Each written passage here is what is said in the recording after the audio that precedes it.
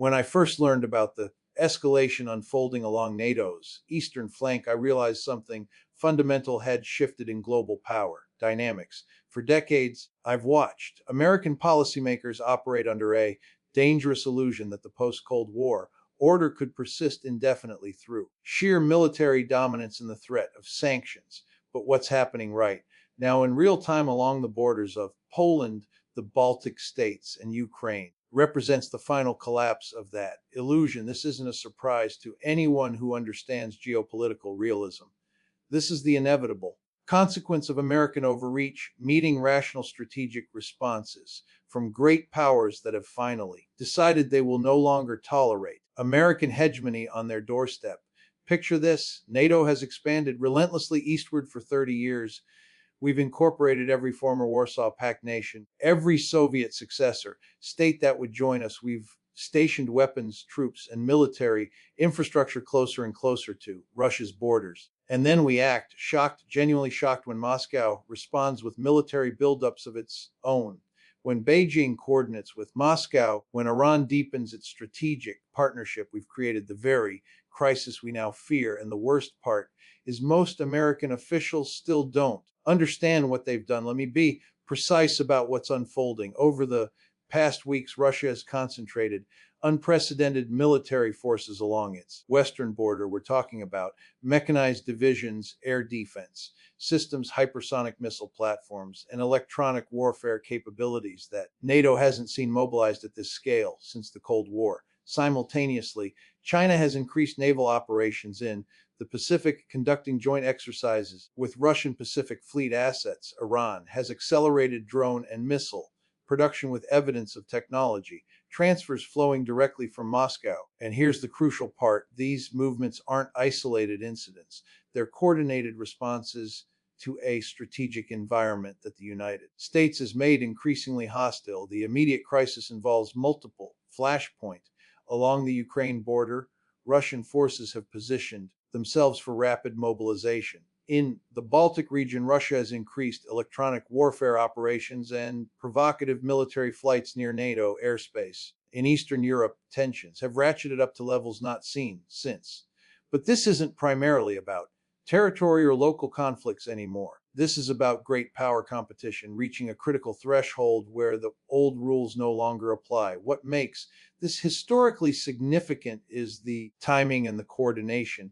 We're witnessing a moment where the unipolar world, the American-dominated international system that emerged after 1991, is finally confronting its structural limits. The actors that American policymakers convinced themselves would either collapse or accept permanent subordination have instead chosen to actively resist, and they're doing it together. Now, let me explain how America created this crisis. And I don't say that lightly. I'm a student of international relations, not an ideologue, but the evidence is overwhelming.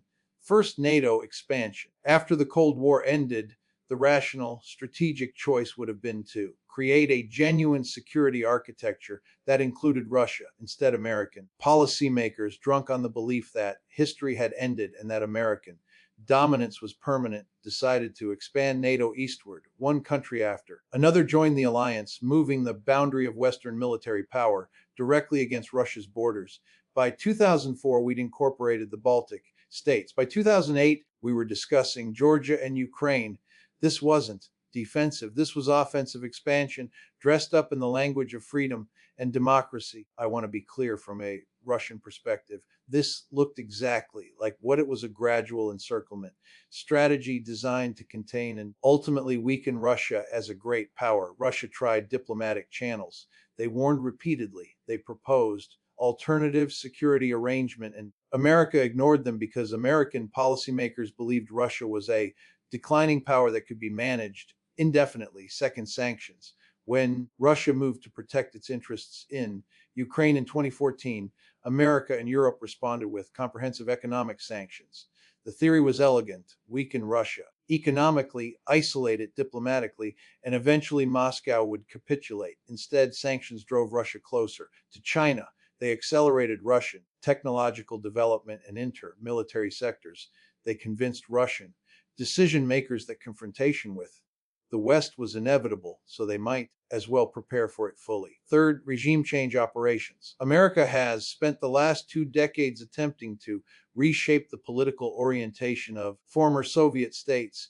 We've backed color revolutions, funded opposition movements, and used our diplomatic and financial leverage to pull countries away from Russian influence and toward Western alignment. From Washington's perspective, this is promoting democracy. From Moscow's perspective, this is a direct assault on its sphere of influence and its security interests. Both perspectives are partially correct, which is precisely why this policy has been so destabilizing. Fourth, military encirclement. NATO has expanded not just in membership, but in military posture. We've positioned forward deployed troops in the Baltics.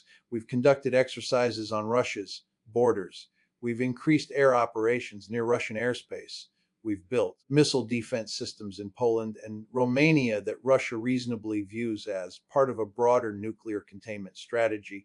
None of this was necessary. All of it was provocative. And finally, the most recent miscalculation, the assumption that Russia had already peaked as a military power and that America could safely ignore Russian security concerns because Russia couldn't effectively resist. This was perhaps the most dangerous assumption of all, because it meant that every action the United States took, every expansion, every sanction, every military exercise, every drone delivery of weapons to Ukraine was taken without any serious consideration of how Russia might respond. Now, let me explain why Russia, China, and Iran have responded the way they have, and this is crucial. Their responses are not irrational. They're not the actions of aggressive, expansionist power. They're the logical reactions of great powers defending their security interests against a hegemon that has made clear its intention to contain them indefinitely. Russia is doing what any great power in Russia's geographic position would do, building military capacity to deny NATO further expansion and to protect its near abroad, the concentration of forces along the border, the development of new weapon systems, the deepening of ties with China and Iran.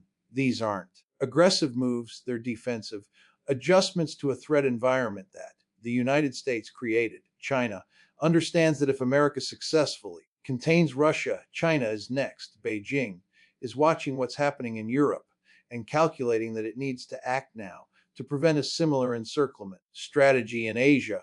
The joint exercises with Russia, the accelerated military development, the investment in alternative financial systems. These are strategic preparations for a world where Sino-American competition becomes the dominant global dynamic. Iran, meanwhile, has learned the lesson that American policymakers never do, that you cannot negotiate successfully with the United States from a position of weakness.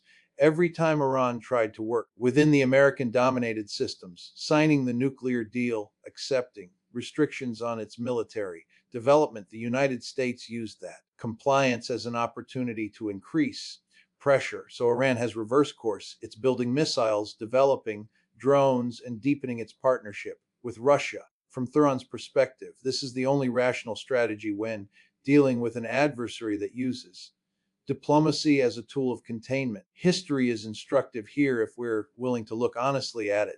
The Monroe Doctrine of 1823 established that the Western Hemisphere was America's sphere of influence, in that European powers would not be tolerated there. That doctrine shaped American foreign policy for nearly 2 centuries. We enforced it militarily, we enforced it economically, and we enforced it diplomatically. And we believe we had the right to do so because we were defending our region from external threats.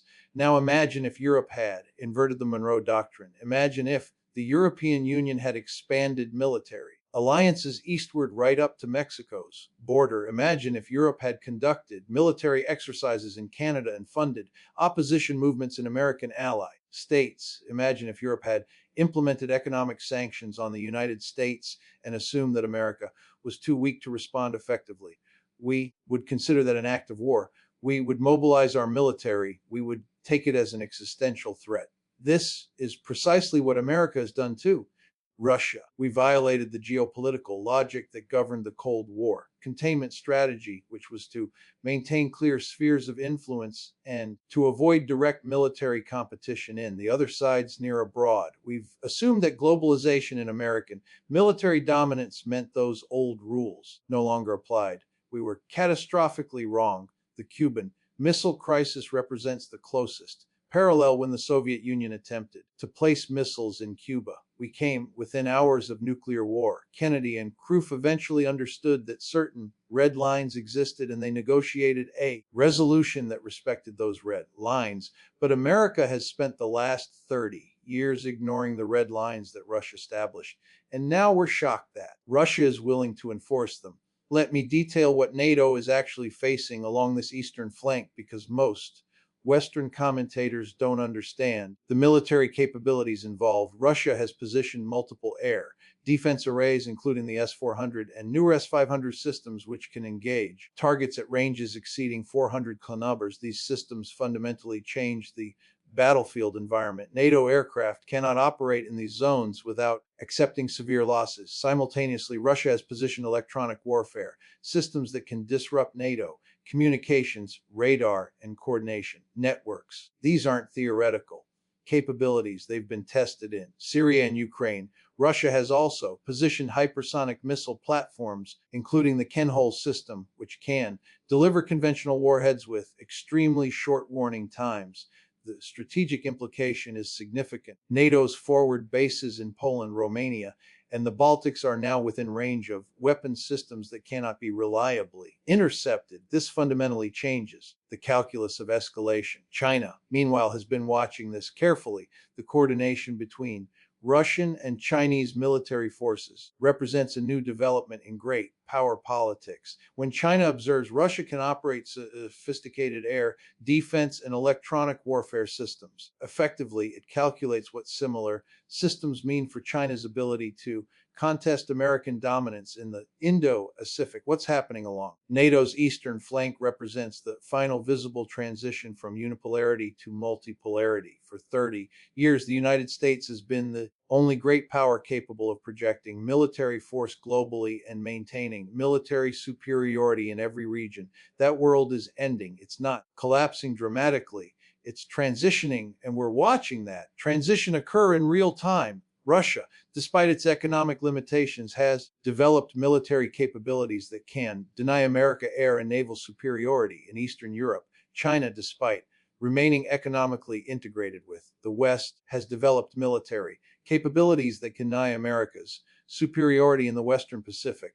Iran, despite its resource constraints, has developed drone and missile technologies that make it a meaningful military actor in the Middle East. Collectively, these three powers, Russia, China, and Iran, have created a coalition that can effectively resist American military hegemony across three critical regions. Simultaneously, this is the structure of the post-American world taking shape before our eyes. The question that historians will ask is, why didn't American policymakers see this coming?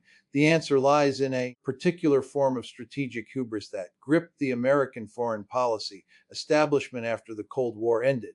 American elites convinced themselves that history had ended, that liberal democracy and capitalism had won permanently, and that all that remained was to manage the decline of other powers. Francis Fukuyama's end of history wasn't just an academic argument. It became the operational assumption of American foreign policy. It meant that when Russia objected to NATO expansion, we assumed Russia was simply refusing to accept inevitable decline. When China objected to American military presence in the South China Sea, we assumed China was being irrational. When Iran objected to American sanctions and military threats, we assumed Iran was simply being stubborn. None of these powers were refusing to accept reality. They were accepting reality perfectly clearly. They understood that American hegemony was unsustainable. They understood that if they didn't resist now, while they still had meaningful military capabilities, they would be in even weaker positions later. So they chose to resist. American policymakers didn't see this coming because they had stopped taking great power competition seriously. They believed that economics and culture and military dominance could prevent a return to balance of power politics. They were wrong. great power. Competition never actually ended. It was just suppressed by overwhelming American military dominance, and that dominance is now eroding. The consequences of this crisis will reverberate globally. First, regional stability in Europe is now in genuine question. The assumption that underpinned European security for 30 years that the United States would maintain military dominance and prevent Russian expansion is no longer a reliable assumption. European nations must now contemplate the possibility of a major conventional war on their continent. This will accelerate European military buildups, potentially destabilize the continent further. Second, American alliances are under stress. Japan, South Korea, Taiwan, the Philippines, all of America's Asian allies are now watching what happens in Europe and asking themselves, can America really defend us if we're in conflict with China? If NATO is struggling along its eastern flank, what does that mean for American capabilities in Asia? These are reasonable questions, and the answer is becoming clearer. American military resources are finite. Defending everywhere is impossible. Third, the global economy faces disruption. Escalation in Europe could disrupt energy flows, particularly from Russia. Escalation in Asia could disrupt trade and manufacturing. The global financial system, which was designed to operate in a stable American-dominated environment, faces unprecedented stress. History will judge this moment as the point where American policymakers finally confronted the limits of their power and found they had no strategy for dealing with it. For 3 decades, American leaders avoided the hard geopolitical choices that great powers must make. They expanded NATO when they should have negotiated boundaries. They imposed sanctions when they should have sought accommodation. They assumed dominance would be permanent when they should have prepared for competition. The clock is ticking toward a moment of reckoning. Superpowers rarely collapse from external attack. They collapse from self-inflicted wounds, from decisions made in times of overwhelming strength that undermine their position. When strength fades, America is at that point now. The decisions made in the 1990s and 2000s, the expansion, the interventions, the sanctions, the military encirclement, are now coming due. The question facing American policymakers is whether they can adapt their strategy to a multi-polar world before miscalculation triggers escalation they cannot control. Based on current evidence, I'm not optimistic. The machinery of American hegemony is locked in place, and it will take more than logic to dislodge it. The crisis along NATO's eastern flank is not a temporary emergency, it's a structural feature of the emerging international system. And unless we understand that, we'll keep making the same mistake.